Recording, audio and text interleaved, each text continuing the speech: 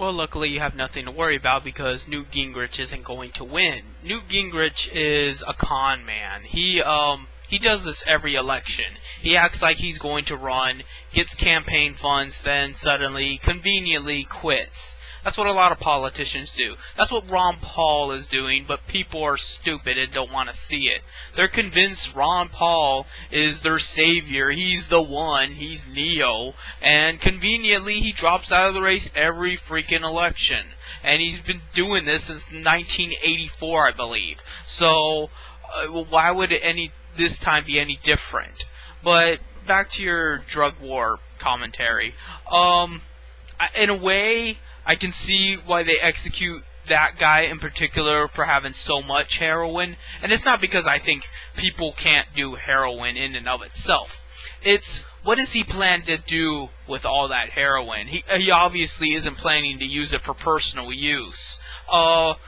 In my mind, anything that could be used to exploit other people or to capitalize upon should be punished. It doesn't work that way half the time, but it should work that way. So, would I punish the guy for using heroin? No. But would I punish him for trying to sell heroin? For trying to sell one of the most addictive, self-destructive substances known to man and make a profit off of it? Yes. I believe profit in and of itself should be the crime. Not specifically things that are shady or, you shouldn't do because they're unhealthy. So, that's my view of it. I'm kind of glad the guy died because he was the bourgeoisie. He wasn't the major bourgeoisie. He was obviously petite and not a significant threat to the world, but it's the principle of the matter. We all know why drugs are illegal. Drugs are illegal because they can be easily reproduced. It's like with everything else. It's like why they're trying to crack down on piracy and things. Capitalists need finite resources in order to hoard it and then sell it at, phenomenal prices. So they have to ban drug use because you know how easy it is to grow coke plants? And most of these things are called weeds for a reason. They are weeds, and weeds easily grow.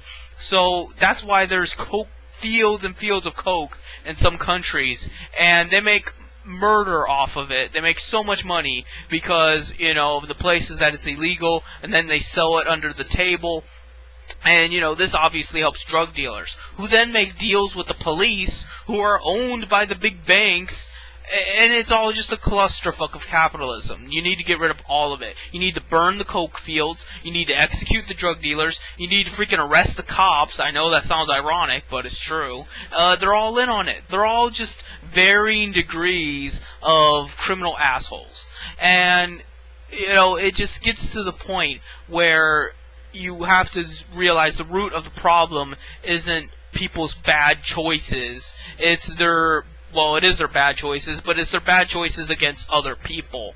So, yes, I'm opposed to drug dealing, but I am not opposed to drug use. So, it's just like with piracy. I'm not opposed to piracy, but I am opposed to people making, fake music CDs and then selling them. I'm opposed to people making a profit ever.